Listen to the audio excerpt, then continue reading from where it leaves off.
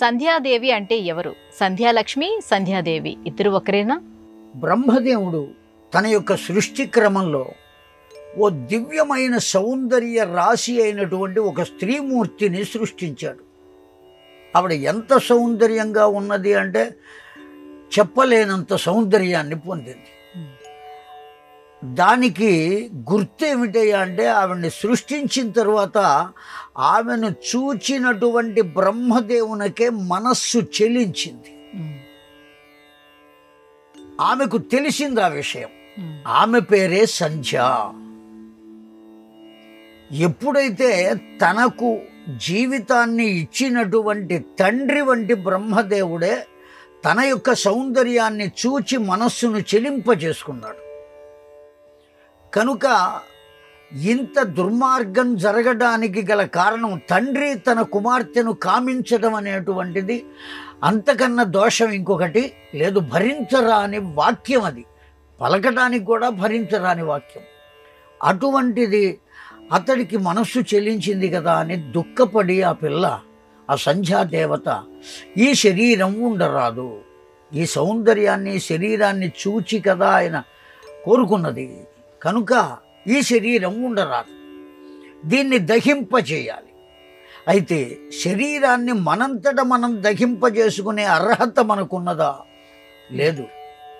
లయకారకుడైన పరమేశ్వరుడు తన ఇచ్ఛ ప్రకారము స్వీకరిస్తాడు. ఆయుర్దాయం ఎప్పుడైతే అప్పుడు స్వీకరిస్తాడు.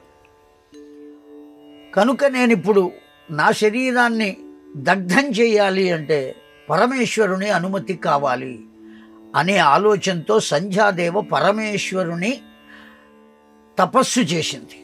ఎప్పుడైతే పరమేశ్వరుని గురించి తపస్సు చేసిందో పరమేశ్వరుడు ప్రత్యక్షమయ్యాడు. తన కష్టాన్ని మొత్తాన్ని చెప్పుకున్నది. అమ్మా, నీ ఆలోచన చాలా బాగున్నది.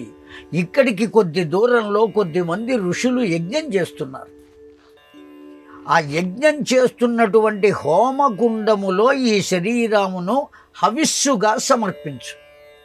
హవిస్సుగా దేన్నైనా సమర్పించవచ్చు. దేవతలకు కదా ఇచ్చేది. ఏదో కష్టం వచ్చో, ఏదో భరించలేకనో ఆత్మహత్య చేసుకోవటం కాదు. కనుక నీవు హోమగుండంలో ఈ దేహాన్ని హవిస్సుగా సమర్పించు.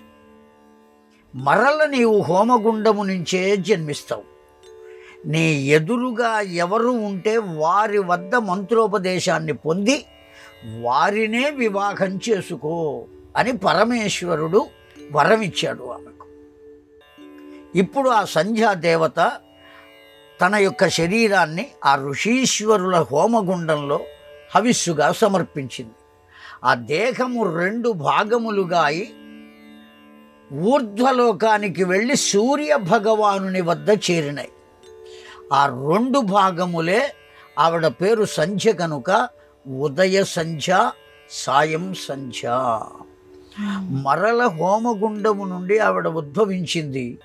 ఎదురుగా ఎవరు కనపడ్డారు అంటే హోతగా వశిష్ఠుడు ఉన్నాడు. ఆ వశిష్ఠుని వద్దనే శివుని ఆజ్ఞగా మంత్రోపదేశాన్ని పొందింది. ఆ వశిష్ఠునే భర్తగా స్వీకరించింది. ఆమెయే అరుంధతీదేవి. గడచిన జన్మలో కామమును రుంధంతి వ్యతిరేకించింది కనుక అరుంధతి అయ్యిందని. ఆ విధంగా సంధ్యాదేవత యొక్క చరిత్ర చెప్పబడింది.